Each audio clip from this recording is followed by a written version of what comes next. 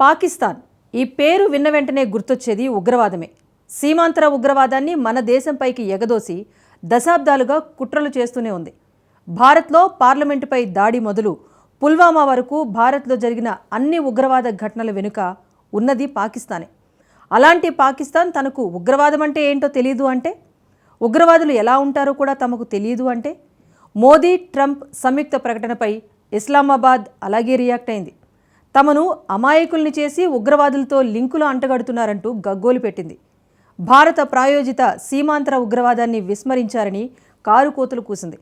దీనంతటికీ కారణమేంటో తెలుసా? What the story. సీమాంతర ఉగ్రవాదం అంటే ఏంటో తెలియదట. టెర్రరిస్టులు ఎలా ఉంటారో ఎప్పుడూ చూడలేదట. మరి పాక్లో ఉన్నది ఎవరు? సంఘ సంస్కర్తలా? ఉగ్రవాదం అంటే ఏంటో తెలియదట. ఉగ్రవాదులు ఎలా ఉంటారో ఎప్పుడూ చూడనేలేదట.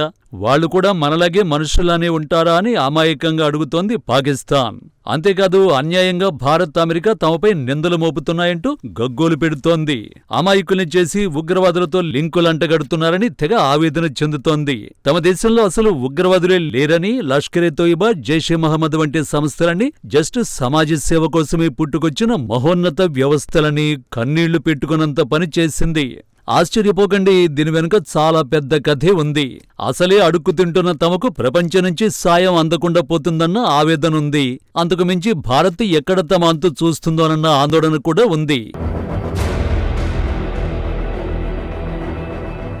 ప్రధాని మోడీ అమెరికా పర్యటనలో చాలా కీలక అంశాలు ట్రంప్తో చర్చించారు. వాటిలో చైనా, పాకిస్తాన్, బంగ్లాదేశ్ వంటి అడ్డగోలుగా నీతి నియమం లేకుండా వ్యవహరిస్తున్న అన్ని దేశాల లెక్కలు తేల్చాలనే లక్ష్యంతో సంచలన నిర్ణయాలు తీసుకున్నారు. ఈ క్రమంలోనే బంగ్లాదేశ్ బెండు తీసే బాధ్యత మోడీకే వదిలేస్తున్నట్టు ట్రంప్ ప్రకటించారు. ఈ ప్రకటనతో బంగ్లాదేశ్లో అడుగుపెట్టి ఇండియాను ఓ ఆట ఆడించాలన్న పాకిస్తాన్ ఆశలు అడియాశలు కావడం ఖాయం. కానీ అక్కడితో అయిపోలేదు. ఈసారి నేరుగా పాక్ అంశమే చర్చకొచ్చింది. సరిహద్దులో అది చేస్తున్న ఉగ్ర కుట్రలు చర్చకు వచ్చాయి. పాక్ కుట్రలపై డొనాల్డ్ ట్రంప్కి మామూలుగానే టెంపర్ లేస్తుంది. దీంతో ఈసారి ఇస్లామాబాద్ను ఊరికే విడిచిపెట్టకూడదని ఈ ఇద్దరు డిసైడ్ అయ్యారు. అనుకున్నట్టుగానే సంయుక్త ప్రకటనలో సీమాంతర ఉగ్రవాదానికి తన భూభాగాన్ని వాడుకోకుండా పాక్ చూసుకోవాలని అల్టిమేటం జారీ చేశారు. ఇక్కడ మొదలైంది పాకిస్తాన్ వెన్నులో వణుకు. అసలే అడుక్కు తినే పరిస్థితుల్లో ఉంటే ఇదెక్కడి దెబ్బరా మొర్రో అని మొత్తుకుంది. అసలు ఉగ్రవాదం అంటే ఏంటో తమకు తెలియదని, టెర్రరిజానికి స్పెల్లింగ్ కూడా రాయలేని అమాయకులం అంటూ ఆస్కార్ రేంజ్ యాక్టింగ్ మొదలుపెట్టింది. The Middle East,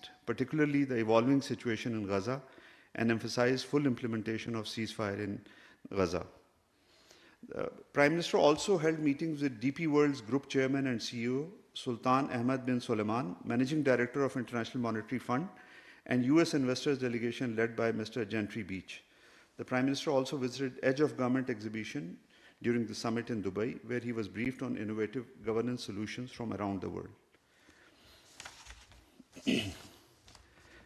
We considered the Pakistan-specific reference in the Indo-US joint statement of 13 February 2025 as one-sided, misleading, and contrary to diplomatic norms.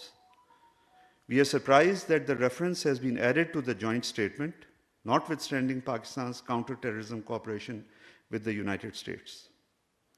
Such references cannot cover up India's sponsorship of terrorism, subversion, and extrajudicial assassinations in the region and beyond, nor can they shift international attention from stark reality of India being a safe haven for the perpetrators of hate crimes against Muslims and other minorities. The joint statement fails to విన్నర్గా, ఇది పాకిస్తాన్ విదేశాంగ శాఖ mark Oscar performance. సీమాంతర ఉగ్రవాదంపై India, America సంయుక్త ప్రకటన ఏకపక్షమట. అక్కడితో ఆగకుండా ఇండియాపైనే ఉగ్రవాద ఆరోపణలు చేసింది. భారత్ ప్రాయోజిత సీమాంతర ఉగ్రవాదాన్ని విస్మరించారంటూ వంకర కూతలు కూసింది. అక్కడితో కూడా ఆగలేదు. ఐక్యరాజ్య సమితి రెజల్యూషన్ కాదని Jammu కశ్మీర్ను India ఆక్రమించుకుందట.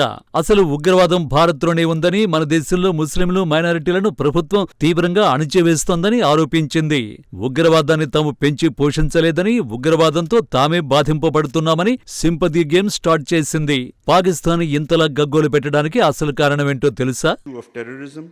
including acts of terrorism perpetrated by foreign elements. Pakistan is also deeply concerned over planned transfer of advanced military technologies to India.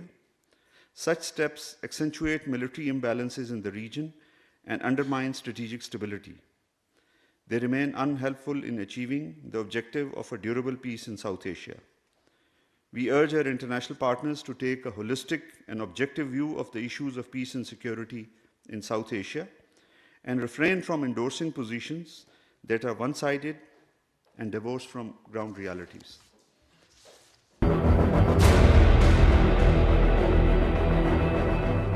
ఇది పాకిస్తాన్ అస్సలు ఏడుపు.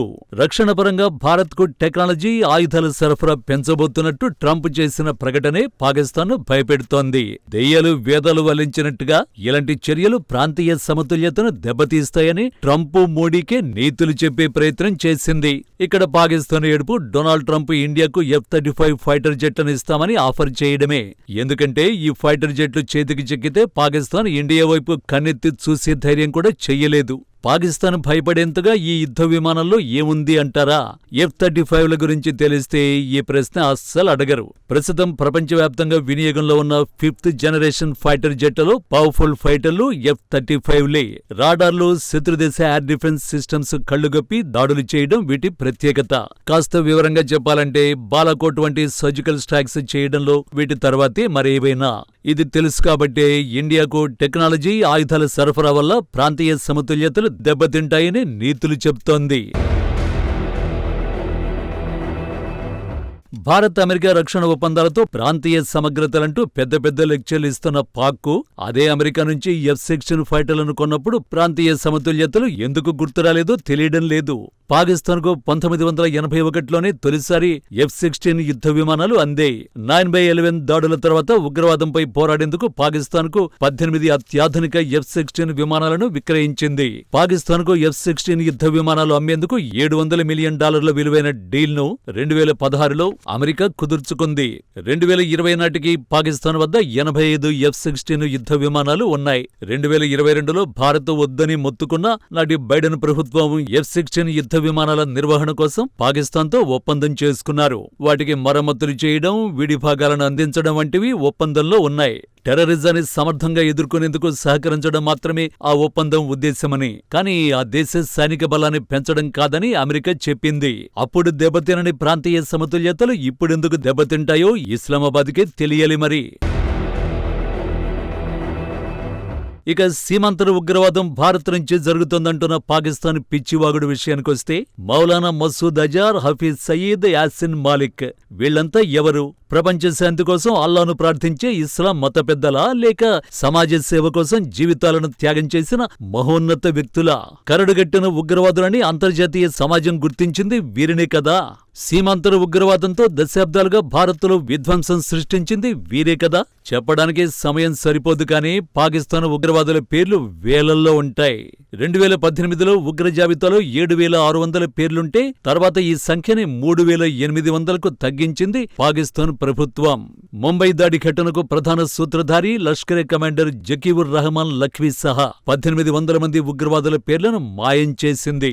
ఆ దేశంలో ఎప్పుడూ యాక్టివ్గా పనిచేసే 200 ఉగ్రవాద సంస్థలున్నట్టు 6 ఏళ్ల క్రితమే humanity at risk global terror threat indictment పేరుతో ఆక్స్ఫర్డ్ యూనివర్సిటీ, స్ట్రాటజిక్ ఫోర్సైట్ గ్రూపులు సంయుక్తంగా నిర్వహించిన సర్వేలో తేలింది.